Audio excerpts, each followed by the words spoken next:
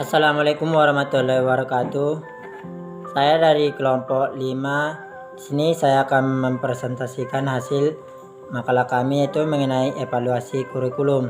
Dan di sini sebagai moderator yaitu saya sendiri, saya Sapin Soli Silitonga sebagai moderator sekalian pemateri pertama, dan untuk materi kedua nanti akan dibacakan oleh saudara kami Roy Mirdan. Nah, untuk materi pertama akan saya bawakan. Dan di sini untuk pertama itu pengertian evaluasi kurikulum, yang mana di sini pemahaman mengenai pengertian evaluasi kurikulum dapat berbeda-beda sesuai dengan pengertian kurikulum yang bervariasi menurut para pakar kurikulum. Pengertian evaluasi menurut Joint Committee tahun 1981 ialah penelitian yang sistematik atau yang teratur tentang manfaat atau guna beberapa objek. Jangka Purwarto dan Atwi Suparman tahun 1999 mendefinisikan evaluasi adalah proses penerapan prosedur ilmiah untuk mengumpulkan data yang valid dan reliable untuk membuat keputusan tentang suatu program. Dan sedangkan Rutman dan Moibre tahun 1983 mendefinisikan evaluasi adalah penggunaan metode ilmiah untuk menilai implementasi dan outcome suatu program yang berguna untuk proses membuat keputusan.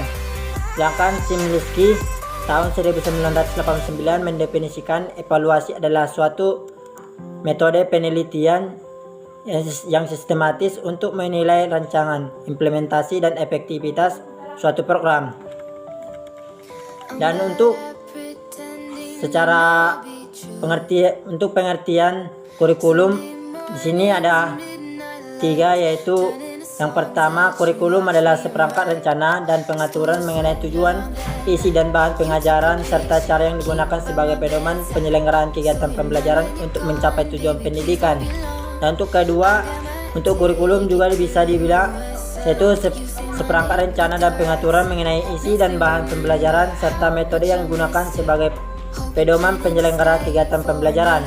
Dan untuk yang ketiga, kurikulum pendidikan adalah seperangkat rencana dan pengaturan mengenai isi maupun bahan kajian dan pengajaran serta cara penyampaian dan penilaiannya yang digunakan sebagai pedoman penyelenggaraan kegiatan belajar mengajar di perguruan. Kedua, fungsi dan kedudukan evaluasi. Fungsi dan kedudukan evaluasi kurikulum dapat dalam pendidikan berkenaan dengan tiga hal. Yang pertama, satu, konsep sebagai modal judgement, yang mana konsep utama dalam evaluasi adalah masalah nilai. Hasil dari suatu nilai berisi suatu nilai yang akan digunakan untuk tindakan selanjutnya. Hal ini mengandung dua pengertian, yang mana yang pertama itu evaluasi berisi suatu skala nilai moral. Berdasarkan skala tersebut, suatu objek evaluasi dapat dinilai. Dan yang kedua, evaluasi berisi suatu perangkat kriteria praktis yang berdasarkan kriteria tersebut suatu hasil dapat dinilai. Kedua, dan evaluasi dan penentuan keputusan. Beberapa hasil evaluasi menjadi bahan pertimbangan dalam menentukan keputusan. Pihak mengambil keputusan dalam pelaksanaan pendidikan dan kurikulum adalah guru, murid, orang tua, kepala sekolah, para inspektur, pengembang kurikulum, dan sebagainya. Ketiga, evaluasi dan konsensus nilai. Kesatuan penilaian dapat dicapai melalui suatu konsensus. Konsensus tersebut berupa kerangka kerja penelitian yang dipusatkan pada tujuan-tujuan khusus.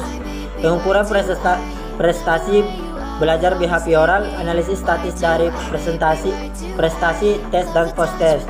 Ada dua kriteria dalam penilaian kurikulum, yang mana yang pertama yaitu kriteria berdasarkan tujuan yang telah ditentukan atau sering disebut kriteria patokan. Nah, untuk yang kedua, kriteria berdasarkan norma-norma atau standar yang ingin dicapai sebagaimana adanya. C. Implementasi evaluasi kurikulum. Kurikulum merupakan studi intelektual yang cukup luas. Banyak teori tentang kurikulum. Beberapa teori menekankan pada rencana, pada inovasi, pada filosofi, dan pada konsep-konsep yang diambil dari perilaku manusia. Secara sederhana, teori kurikulum dapat diklarifikasikan atas teori-teori yang lebih menekankan pada evaluasi kurikulum, pada situasi pendidikan, serta pada organisasi kurikulum.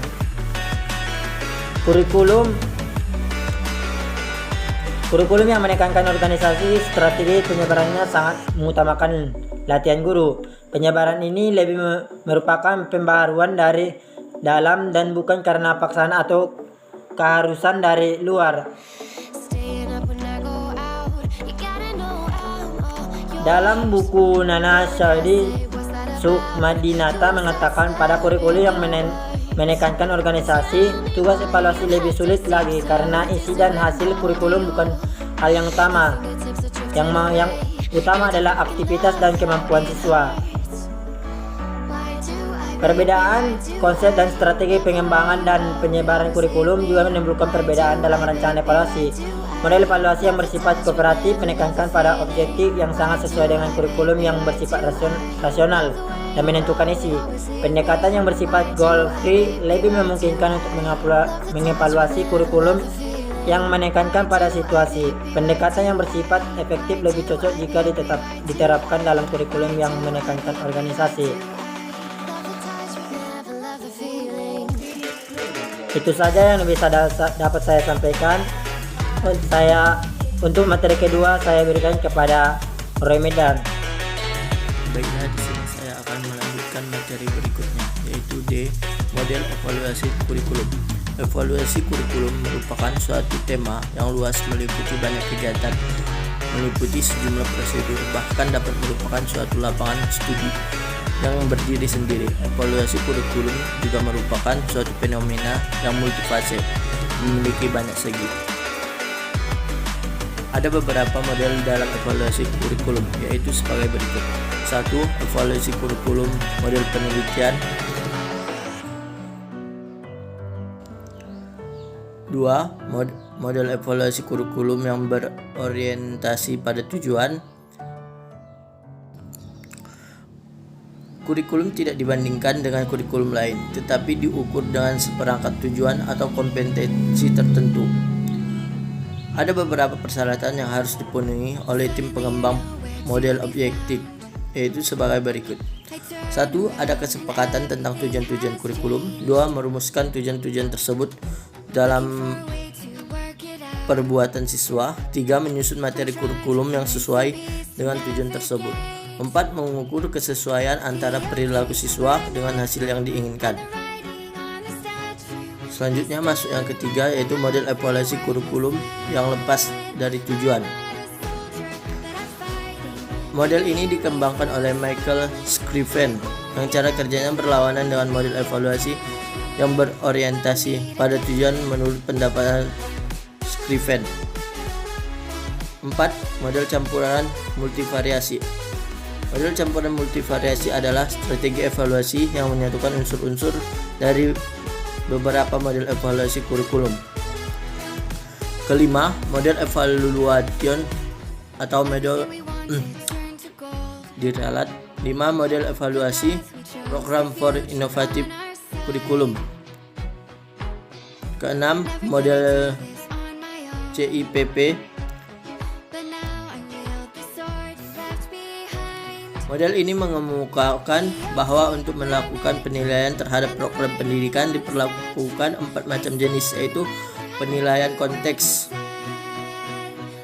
kedua penilaian masukan, ketiga penilaian proses, dan keempat penilaian keluaran. Ketujuh, model Ten Brink. Ten Brink mengemukakan adanya 3 tahap evaluasi kurikulum, yaitu pertama, tahap persiapan ataupun langkah-langkah sebagai berikut. Menggambarkan secara spesifik pertimbangan dan mengembangkan secara spesifik pertimbangan dan keputusan yang dibuat, menggambarkan informasi yang diperlukan. 2. Memanfaatkan informasi yang ada. 3. Menentukan kapan dan bagaimana cara memperoleh informasi. Keempat, menyusun dan memilih instrumen pengumpulan informasi yang digunakan. 8. Model pendekatan proses. Evaluasi kurikulum model pendekatan proses ini tumbuh dan berkembang secara kualitatif yang menjadi pendekatan yang penting. 9. Model evaluasi kuantitatif. Model kuantitatif ditandai oleh ciri yang menonjol dalam penggunaan prosedur kuantitatif untuk pengumpulan data sebagai konsekuensi penerapan pemikiran paradigma positivisme. Ada beberapa macam dalam model evaluasi kuantitatif, yaitu pertama, model black box Taylor. Model Taylor dinamakan black box karena tidak ada nama resmi yang diberikan oleh pengembangnya. Kedua, model teoritik Taylor dan Maggiore. Model ini lebih mendasarkan dirinya pada pertimbangan teoritik suatu model evaluasi kurikulum. Ketiga, model pendekatan sistem Alkin. Pendekatan ini memiliki keunikan dibandingkan pakar evaluasi lainnya, di mana ia memasukkan unsur pendekatan ekonomi mikro dalam pekerjaan evaluasi.